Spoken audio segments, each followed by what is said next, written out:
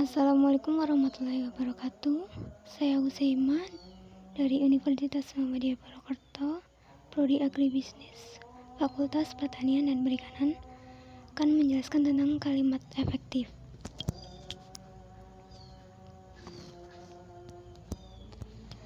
Kalimat efektif, pengertiannya menurut Keraf tahun 2021, halaman 34, kegiatan berbahasa baik berbicara maupun menulis atau mengarang pada umumnya untuk mengungkapkan fakta, perasaan, sikap, pikiran, dan keinginan secara jelas dan efektif.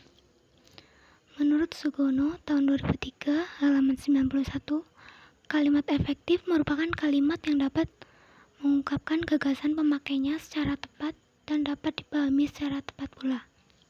Jadi kalimat efektif adalah kalimat yang dapat mengungkapkan gagasan pembicara atau penulis secara tepat dan dapat dipahami secara tepat, serta dapat membangkitkan daya imajinasi pendengar atau pembaca. Dalam penyusunan kalimat efektif, terdapat beberapa syarat. Yang pertama, kesatuan pikiran, yaitu setiap kalimat yang baik hendaknya mencerminkan kesatuan pikiran atau mengandung gagasan yang tunggal atau mengandung satu ide pokok. Ini menurut Keraf tahun 2001 halaman 36. Yang kedua adalah kepaduan, disebut juga kohesi, yaitu antara bagian kalimat yang satu dengan bagian kalimat yang lain.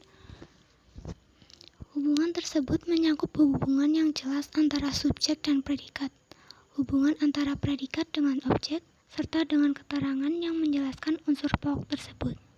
Hal ini menurut Keraf tahun 1976, halaman 37.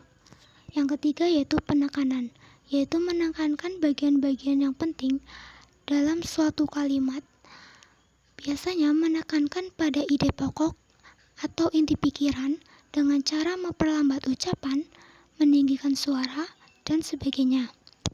Yang keempat yaitu paralelisme atau kesejajaran, adalah pengembangan paragraf dengan cara menyejajarkan paragraf yang sederajat dengan menggunakan kelas kata atau imbuhan yang sama. Hal ini menurut Keraf tahun 1982. Cara memberikan penekanan bagian kalimat terdapat 4 cara. Yang pertama, posisi dalam kalimat, dengan menempatkan bagian kalimat yang penting tersebut pada awal kalimat.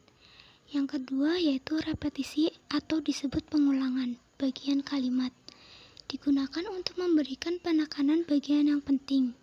Biasanya pengulangan bagian kalimat ada dalam deretan rincian gagasan.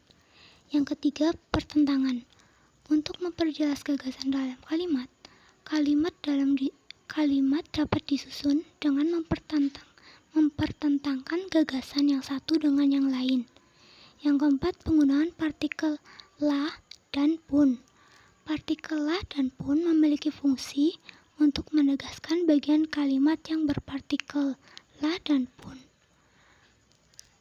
Bagian kalimat berpartikel la dan pun merupakan bagian kalimat yang dipentingkan. Selanjutnya, penyusunan kalimat, yaitu persyaratan yang harus diperhatikan. Pertama, contohnya kesatuan pikiran. Dalam pembentukan kalimat, tidak terdapat bagian kalimat yang mengganggu kesatuan pikiran atau menumpuknya beberapa gagasan. Bila terdapat beberapa gagasan yang akan disampaikan, sebaiknya disusun dalam beberapa kalimat atau digabungkan menjadi kalimat majemuk. Contohnya kalimat 5.1. Randy menunaikan ibadah haji ketika masih menjadi mahasiswa. Dalam kalimat 5.1 berasal dari dua gagasan, yaitu Randy menunaikan ibadah haji dan Randy masih menjadi mahasiswa. Pembentukan kalimat majemuk bertingkat adalah contoh di atas. Pembentukan ini yaitu dengan menempatkan klausa yang satu menjadi bagian dari klausa yang lain, yakni klausa yang menyatakan gagasan kalimat 51b sebagai keterangan bagi klausa 5.1a. Demikian pula pada kalimat 5.2, yaitu Randy masih menjadi mahasiswa ketika menunaikan ibadah haji. Kalimat tersebut terdiri dari dua gagasan, yaitu Randy masih menjadi mahasiswa dan Randy menunaikan ibadah haji. Dengan klausa 5.2a sebagai klausa utama, sedangkan klausa 5.2b sebagai klausa bawahan.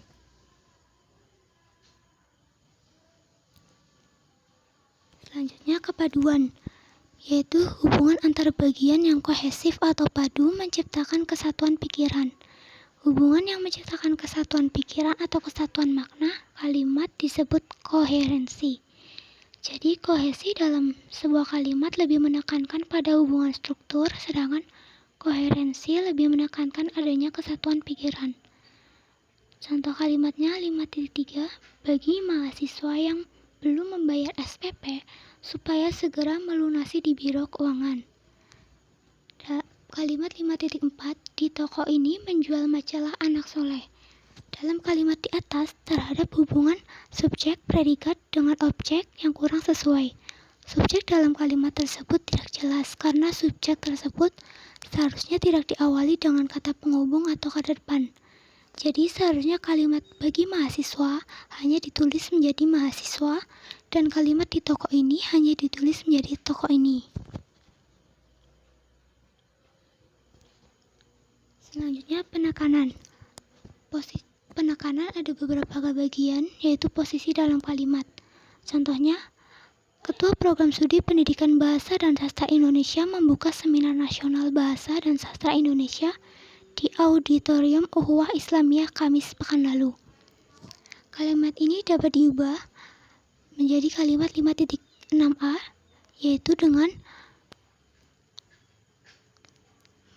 keterangan tempat ditempatkan pada bagian awal kalimat, yaitu di Auditorium Ukhuwah Islamiyah Kamis pekan lalu, Ketua Program Studi Pendidikan Bahasa dan Sastra Indonesia membuka Seminar Nasional Bahasa dan Sastra Indonesia.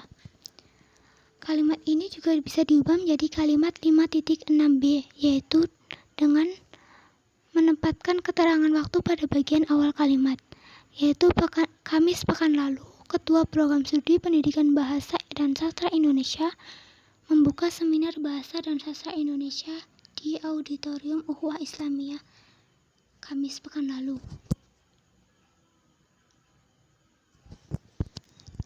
Selanjutnya repetisi. Contohnya pada kalimat 5.8, hujan asam, meningkatnya kebisingan udara, meningkatnya suhu udara, terjadinya kabut tebal, serta meningkatnya gas beracun di udara. Kesemuanya itu menyebabkan kerusakan ekosistem di udara.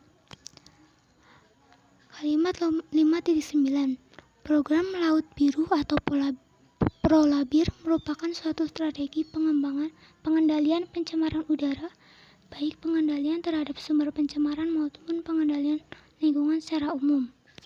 Contoh kalimat pertentangan. Pada kalimat 5.10, kesadaran untuk disiplin di jalan raya tidak hanya dalam menjaga keselamatan diri sendiri, tetapi juga untuk kepentingan pengguna jalan yang lain. Pada kalimat 5.11, keberhasilan anak itu dicapai bukan karena kepandaiannya, kecerdasannya, melainkan karena ketekunan dan ketelitiannya. Penggunaan partikel lah dan pun. Contohnya pada kalimat 5.12, dialah yang datang. 5.13, kemanapun dia pergi, saya akan selalu mengikutinya.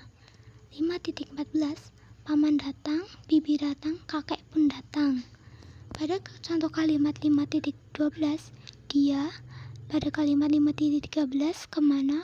Pada kalimat 5.14, kakek merupakan bagian kalimat yang dipentingkan sebab terdapat imbuhan lah dan pun. Yang terakhir, paralelisme. Pada kalimat 5.15, tempat pertemuan orang-orang yang bekerja sebagai pedagang dan konsumen atau pembeli itu menyandang citra negatif, yakni mulai dari jalanan becek, sampah berserakan, aroma tidak enak, penataan barang tidak teratur, area parkir sempit, hingga neraca keuangan amburadul. Pada kalimat ini, urutan gagasan rincian dikemukakan dengan menggunakan kelas kata yang sama, yaitu jalanan, sampah, aroma penataan dinyatakan dengan kelas kata benda. Sekian dari saya, terima kasih. Mohon maaf bila ada kesalahan. Wassalamualaikum warahmatullahi wabarakatuh.